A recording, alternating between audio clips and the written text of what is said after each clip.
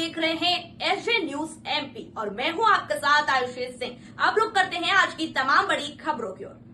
हर छठ पर्व मनाया बड़े हर्ष उल्लास के साथ में संतान प्राप्ति के साथ पुत्र की दीर्घायु के लिए किए।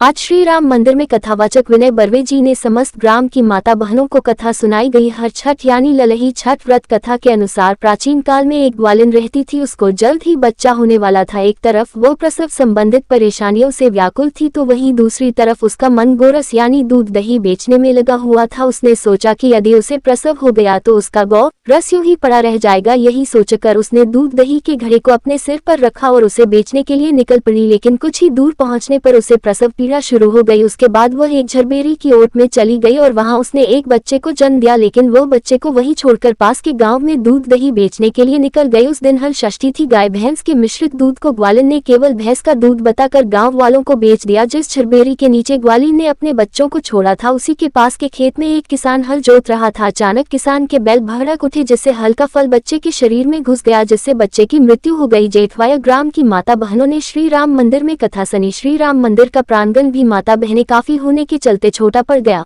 खरगोन से जिला ब्यूरो जीतू पटेल की खबर।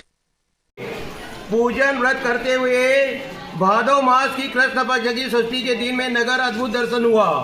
यह वह है कि अति सुंदर उस धाय का पुत्र पहाड़ के बीच में से निकल गया। वह बड़ा आश्चर्य हुआ। राजा रानी आदि जनों ने चिंता में व्याकुल होकर धाय का पुत्र जीवता हुआ देखा। उसका उत्तम तत्व के कारण पूछने लगे। इसी अवसर में राजा को हितकारी वस्तु बोध कराने के लिए महादेव जी ने आज्ञा किए हुए महादेव जी के अनुसार दुर्वासा ऋषि आए करके पूजन करता भया। राजा बारंबार नमस्कार करके उसी अर्थ को जिस धाय का पुत्र भाड़ महा से किस कारण से जीवित हुआ पूछता भया। ऐसे प्रश्न को दुर्वासा ऋषि सुनकर कहने लगे कि हे राजन, आपके भय से जो धाय वह वन में चली गई। उसने वहां शंभु, पार्वती, स्वामी कार्तिक और गणेश इन क्या हो रहा है आपके जिले, आपके प्रदेश में खबरों से अपडेट रहने के लिए चैनल को लाइक और सब्सक्राइब करें।